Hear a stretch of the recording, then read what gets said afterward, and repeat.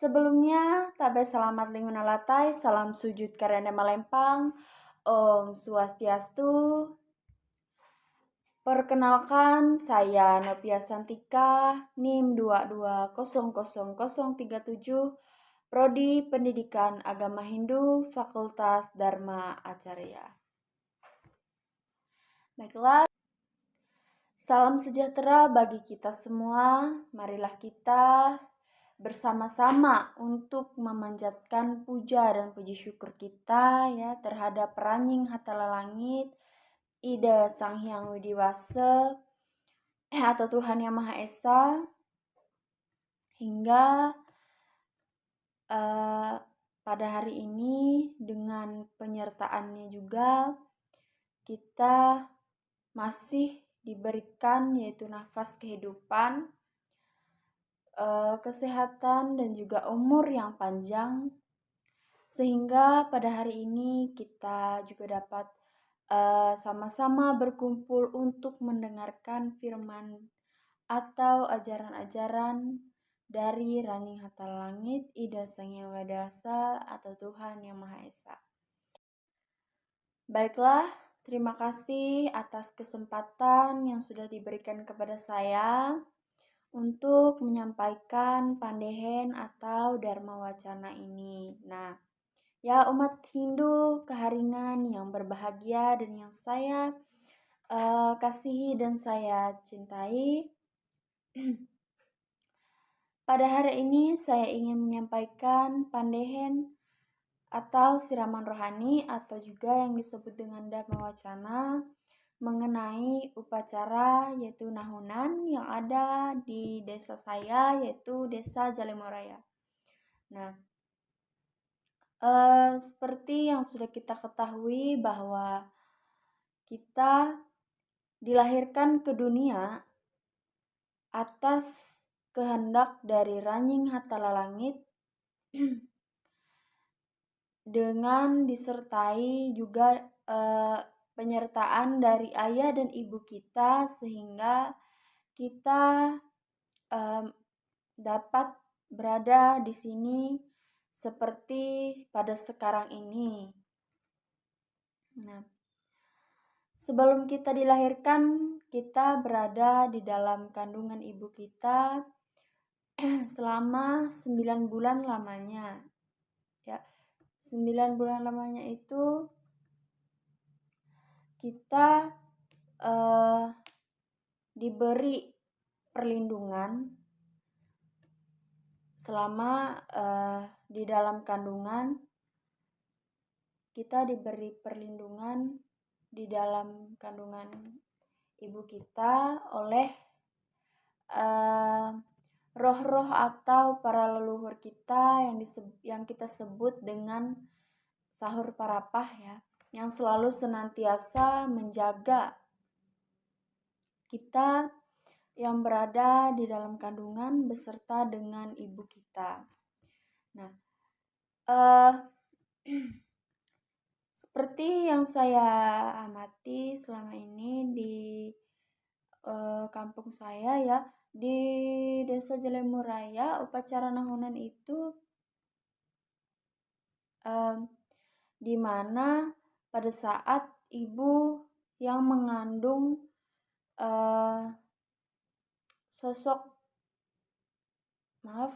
mengandung anak bayi yang berusia sekitar 7 bulan usia kandungannya.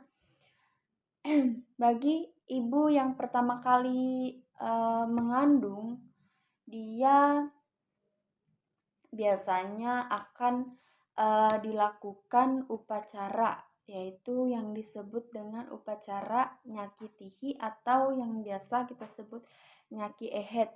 Nah, gunanya agar ketika ibu yang mengandung anak tersebut melahirkan itu tidak terjadi hal-hal yang tidak diinginkan ya. Hal-hal yang tidak diinginkan serta yang menyaki tadi yaitu suami dari uh, istri ini tadi yang mengandung. Nah, setelah itu uh, setelah menyaki Ehe tadi, dia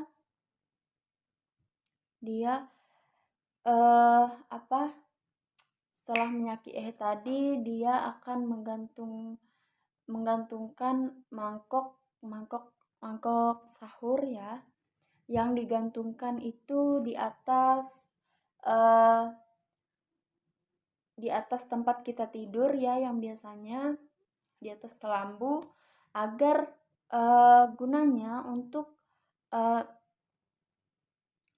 kita bukan kita agar ibu yang mengandung anak tersebut itu senantiasa dilindungi dan dijaga dari hal-hal yang tidak tidak apa namanya hal-hal yang ingin mengganggu ibu dan juga anak yang berada di dalam kandungan. Nah, setelah itu ketika tiba saatnya, yaitu 9 bulan lamanya sang ibu mengandung anak tersebut, maka anak tersebut akan lahir pada usia 9 bulan. Seperti yang sudah kita ketahui bahwa mengandung selama 9 bulan, yaitu ketika pas kandungan berusia 9 bulan, maka dia akan dilahirkan, sang bayi akan dilahirkan ke dunia. Nah, setelah sang bayi itu dilahirkan, nantinya akan ada yang dilaksanakan dengan namanya upacara nahunan ya, di mana upacara nahunan ini biasanya untuk memberikan nama bagi bayi yang bukan baru lahir, bayi yang sudah lahir tersebut. Selain upacara nahunan ini dilakukan untuk menamai sang bayi tadi yang sudah lahir, upacara nahunan ini dilaksanakan juga untuk melepas hutang sang ibu tadi yang mengandung ya, sang ibu tadi yang mengandung, melepas utang dengan bidan yang sudah membantu dan mengurus proses kelahirannya. Maka tujuan dari upacara nahunan ini juga bukan hanya untuk menamai sang bayi tadi, tetapi juga untuk membayar hutang kepada sang bidan. Nah, pada saat upacara nahunan ini dilaksanakan, sang bidan akan didatangkan ya untuk melaksanakan upacara nahunan ini, dan juga ada syarat-syarat yang perlu untuk disediakan pada saat kita melaksanakan upacara nahunan. Nah, syarat-syaratnya biasanya itu babi, ayam, serta batang sawang, ranjing bunu, yang disebut ranjing bunu, kemudian buah kelapa. Buah kelapa itu buah kelapa yang biasanya sudah tua ya. Kemudian tambak dan lain lagi. Nah, kemudian ketika sang anak ini tadi berjenis kelamin laki-laki, maka tambak piring yang perlu disediakan itu berjumlah 7 piring. Dan apabila anak bayi tadi berjenis kelamin perempuan, maka jenis bukan jenis piring sih, tapi piring tambak tadi ya, piring tambak tadi disediakan 5 bagi yang perempuan. Nah, kemudian disediakan juga yaitu jala dan juga tambak di dalam mangkuk. Nah, kemudian patung sadiri ya, yang dibuat oleh bidan yang memakai topi. Nah, memakai topi yang biasa disebut tanggui layah ya, kalau bahasa itunya, bahasa Dayaknya. Kalau bahasa Indonesianya saya kurang tahu. Kemudian setelah ya persiapannya dan ada ya, kemudian setelah persiapannya itu selesai, persiapannya itu sudah tercukupi semuanya, maka ada juga yang dinamakan dengan kapatung pasak dengan telur. Telur kemudian ketupat yang disediakan untuk nantinya ditenggelamkan ke dalam air. Nah, setelah semuanya tersedia ya, setelah semuanya tersedia, kemudian nantinya ketika ayam dan juga babi tadi sudah dibunuh, kemudian dimasak dan lain sebagainya, kemudian sang bidan tadi akan membawa sang bayi ke air atau sungai ya, sungai yang mengalir biasanya. Dan di dalam pertengahan atau dalam perjalanan dia ke menuju sungai, dia akan menaburkan abu. Kemudian bidan ketika dia sampai di sungai, dia akan mengambil sebuah pisau untuk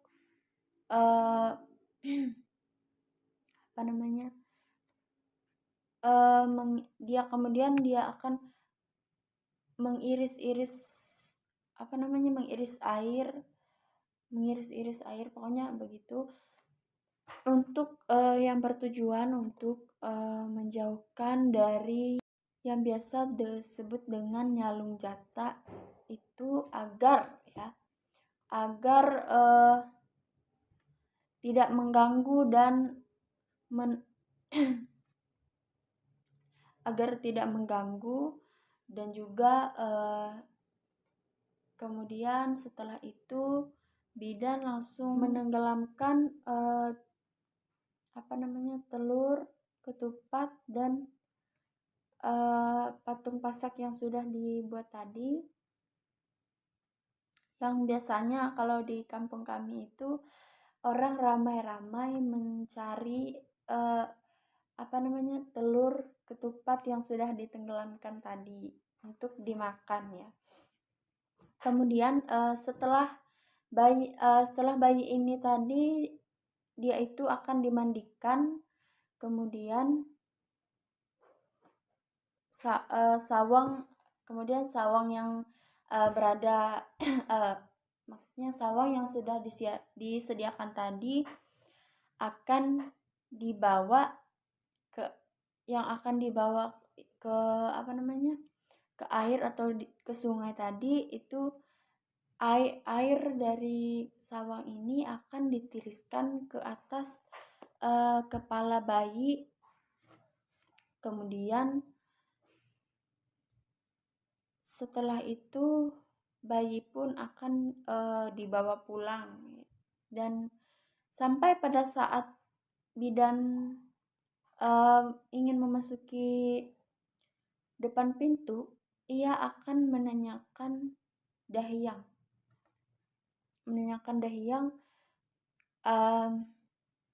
yang dimana jika dahyang itu bersifat bagus, maka bidan akan langsung ke dalam rumah, atau yang tepatnya dia akan masuk ke dalam tengah-tengah rumah. Kemudian dia akan dengan sambil dia memegang bayi itu tadi, dia menginjak syarat-syarat yang sudah disediakan tadi yang ada di dekat batang sawang, kemudian memegang batang sawang itu dan setelah itu bayi tadi akan dibawa ke depan pintu, kemudian memegang yang biasa atas pintu ya,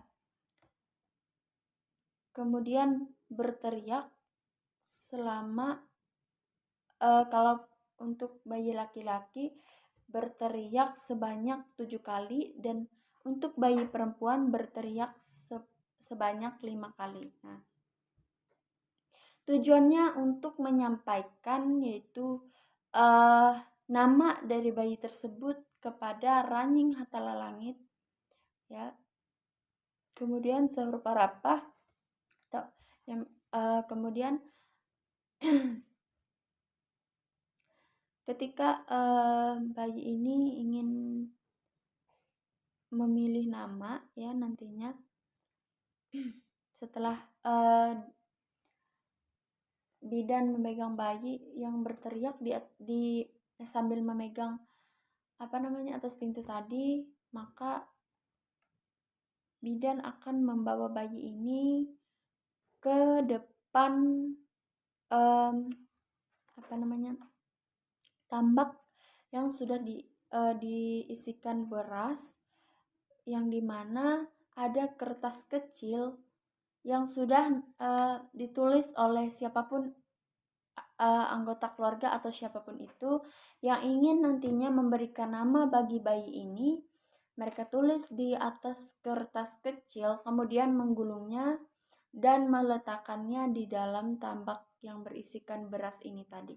Nah, setelah itu sang bayi tadi akan disuruh untuk memilih 3 dari kertas yang sudah ada pada tambak yang berisikan beras tadi. Maka jika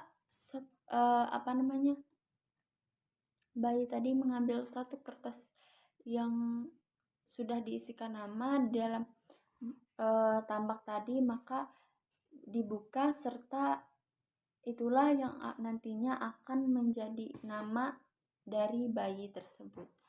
Nah, setelah itu ketika selesai memilih nama bayi ini tadi, kemudian bidan ini nantinya akan menyerahkan bayi ini kepada sang ibunya, dimana ketika bidan ini menyerahkan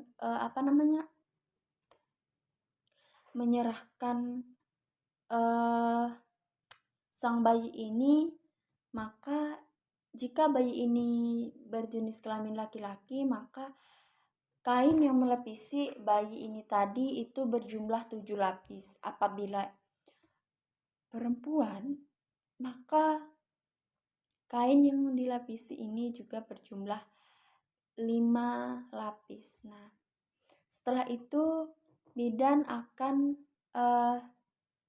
menyaki atau menampung tawar sang anak dan ibu ini tadi, dan kemudian memantiskan undus. Nah, setelah itu tadi kita juga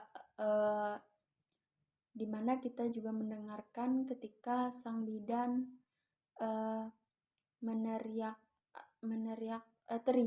teriak serta menyampaikan nama sang bayi ini kepada Ranying Hatala Langit, Sahur Parapah, itu sampai bayi itu lahir hingga ia kembali ke Ranying Hatala Langit nanti. Itu namanya sejak sejak dia lahir dan ketika upacara nahunan itu dilaksanakan, sang bidan tadi meneriakkan nama untuk guna untuk menyampaikan nama bayi ini kepada Ranying Hatala Langit beserta Sahur Parapah, yaitu untuk diketahui bahwa nama sang bayi ini akan digunakan dari ia lahir sampai dengan ia kembali kepada ranjing hatta langit nanti. Nah, maka oleh sebab itu biasanya ketika ada upacara tiwah ya, orang yang belum melaksanakan upacara nahunan ini dilarang untuk menyaksikan ketika sang basir, biasanya disebut dengan batandak ya, karena dia tidak melaksanakan upacara nahunan ini yang dilaksanakan oleh bidan, dari dia memegang sawang dan lainnya dan yang lainnya tadi, maka dia dilarang. Jika dia belum melaksanakan upacara itu, makanya biasanya tuh dia tuh bisa ada seseorang yang belum seseorang yang belum melaksanakan upacara nahunan, dia akan pingsan kemudian mencret. Nah, maka begitulah ceritanya. Oleh karena itu, kita sebagai umat Hindu Kahringan yang selalu patuh akan ajaran-ajaran yang sudah diberikan oleh Ranjing Hatta Langit, kita wajib melaksanakan, yaitu ajaran yang sudah diberikan oleh Ranjing Hatta Langit itu dari awal kita lahir sampai, bukan dari awal kita lahir, sejak kita dalam kandungan hingga kita lahir dan kita kembali kepada Ranjing Hatta Langit nanti. Nah, baiklah umat sedharma yang saya kasihi dan saya cintai, marilah kita sebagai anak ini yaitu harus senantiasa menghormati orang tua kita.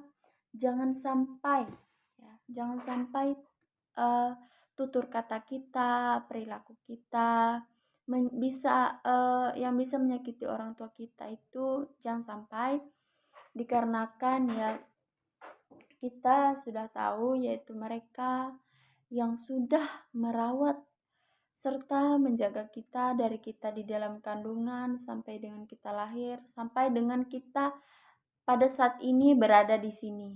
Nah, kemudian upacara nahunan ini juga ada di dalam kitab suci Panaturan pasal 20 ya. Saya juga mengajak umat sedharma untuk sekalian kita sama-sama senantiasa bersyukur dengan kehidupan yang sudah diberikan ini. Nah, mungkin hanya itu saja yang dapat saya sampaikan mengenai upacara nahunan ini yang ada pada desa saya ya. Atas kurang dan lebihnya saya mohon maaf. Ya, seperti kata pepatah, tiada gading yang tak retak, begitupun saya hanya manusia biasa yang juga tidak luput dari kekurangan dan kesalahan. Nah, baik dalam hal apapun itu, dan juga marilah kita bersama-sama untuk belajar menyampaikan pandehen atau berdhamma wacana dengan baik. Saya juga di sini saya masih belajar untuk